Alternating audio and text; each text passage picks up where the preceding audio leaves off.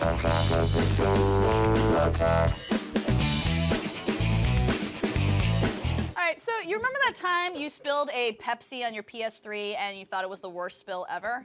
It wasn't. No, it wasn't. In fact, the repercussions of this massive oil spill will be haunting us and the animals living in the region for decades to come. So I went to the Gulf to get a closer look. The time for waiting is over. Again, we're calling the Coast Guard and the federal government to force BP to act responsibly, either begin the work themselves or get out of the way and just give us the money. We'll get it done ourselves. The BP oil spill is an unprecedented national disaster unfolding in the Gulf Coast. And although the situation is dire for those on land, it's far more devastating for those in the water. I chartered a boat to see just how bad this devastation really is. All right, we're right in the middle of Barataria Bay, and here behind me there should be hundreds of healthy pelicans. To my ignorant eyes, I looked at them and thought, okay, they're just fine, and then I was told actually the color on their bellies, and in fact on one guy up in front here who can't even fly right now, it's actually oil that's coated their feathers. Between our marshes, the flower gardens to the west, and the Florida Keys, this oil spill could possibly absolutely destroy 3 of the most important ecosystems in the whole United States. The Coast Guard and BP have been using containment booms in an attempt to capture or absorb the oil. When you see all the boom deployed around all the little islands and everywhere, you assume that it's doing some good, right? Why would they throw it out there other than to give you the appearance that it's doing good?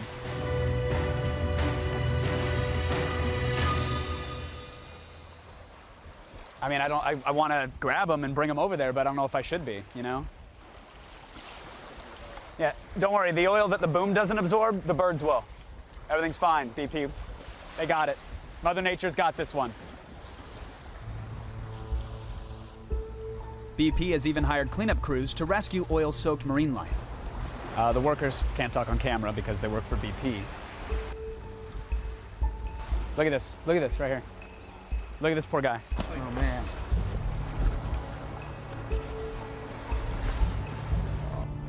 Oh my God. This is how we're finding most of them, because they got to get to this point before we can actually catch them.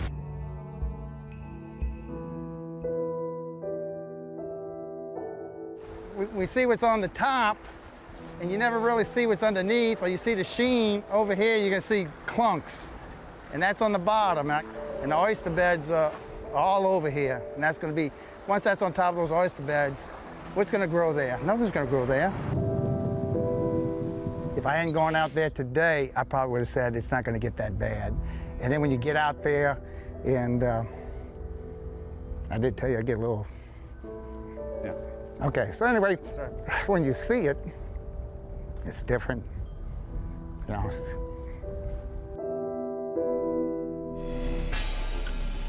I followed the oil-soaked pelicans back to the relief center. You guys are processing how many birds a day? You said you had 53. Well, we were processing like up to 5, and, right. You know, and now we're processing. Yesterday was 53. To wash a pelican, it takes about an hour or so. But these birds that are so covered, if they're lightly covered, not as long. We've been doing them in 40 to 45 minutes, but these are going to take longer. There's crates set up rather for oiled birds and non-oiled birds, and so they keep them nice and segregated. But there's a whole pen with a tiny little net on it right here, and there's, I don't know, probably 10 birds in there that are just covered, I mean, head to toe. And these are the ones that they could catch because they couldn't get away. They're literally covered and encumbered in oil. The difference here is that this oil keeps coming. Right. And it keeps pumping and pumping, and therefore there's no end in sight. I've seen their attempts to clean up the birds, but what about the thousands of barrels of oil pouring into the ocean each day? One tactic employed by BP has sparked a huge controversy. This is a lot worse than it looks because they sprayed gallons and gallons of Corexit 9500 all over everything. So instead of seeing just thick, thick layers of oil, you're seeing these little tar balls washing up. This is sick. BP is using a questionable chemical dispersant called Corexit, which is a solvent that turns oil slicks into oil clumps. BP claims it makes it easy for cleanup, but critics say it endangers animals, and the only thing it's really cleaning up is BP's image by making the giant oil slicks appear smaller in the PR-damaging photos. BP has said you would not use something unless it was EPA approved, unless it was available in specific quantities, and yet studies have shown on silverfish and on shrimp specifically that Corexit is exponentially more dangerous than other dispersants that are available out there. We are using an EPA-approved product. We are using a product that has low toxicity, and the research that we've done into the alternatives does not show us that we have anything else viable to use at this time in the volume that we're using. I've seen guys that have volunteered to clean up birds that were working for BP. The hulls of their boats, whether it's from the oil or from the Corexit, are being eaten through. And they're saying, I volunteered this ship to help with this effort. There's no way BP is going to pay me back for that. Yes, they will. The claim process is not perfect yet, and I hope that at some point it will be.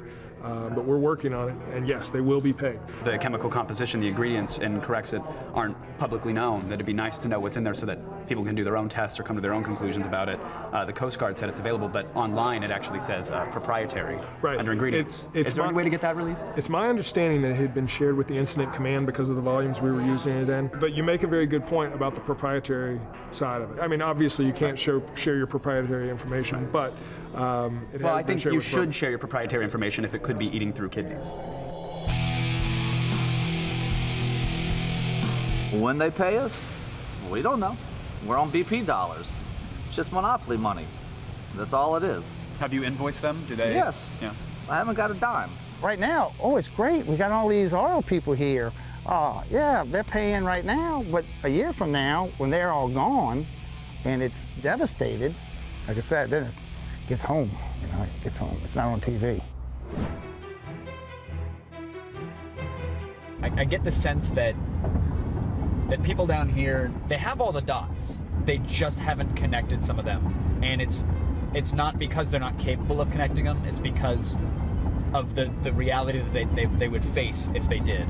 And what I mean by that is, every conversation I can talk about BP's connections to the dispersant company. There's a connection there, that BP has money to be made by using it.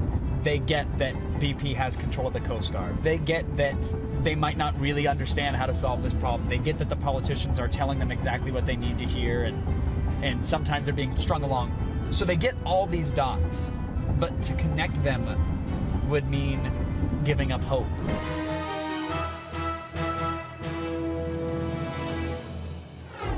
I would like to take a special moment to give out some thank yous to the people that I met down there who were nothing but incredibly warm and friendly and hospitable, despite the terrible and dismal circumstances.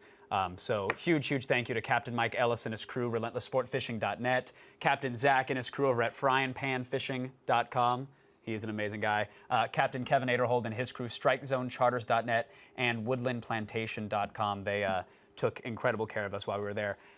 And I asked yesterday, Billy Nungesser, who the Plaquemines Parish president, I said, what can we do? We're motivated. And I felt the answer was a little BS. It was, well, stick it to BP.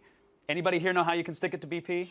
No. I mean, you could join a Facebook fan page group and say you're going to boycott them, and that's great. Do everything you can. But there's really only two ways to help from what I've seen. One is visit. They need your tourism dollars. They need them now more than ever, and they need your support, and they want it in person. So if you can get down there, please do. You'll find amazing people. You'll find great food and an amazing spirit. It will change your life. If you can't get there, if you can't afford it, you can't make the trip, that's okay. Talk about it. Don't let this story go away. Don't get tired of seeing it on Twitter or on television. You know, I know Attack of the Show is a break for many people, and I appreciate it if you took the time to watch something like this and what would normally be a recess from the real world. But talk about the story, be motivated about it, stay involved and stay educated about it, because everybody is going to try to lie to you about the real truth that's going on down there, but the information's out there. So please be outspoken, and thank you guys for watching that and letting me do it. I know I made a joke about you being Anderson Cooper earlier on, but I'm glad you're doing it.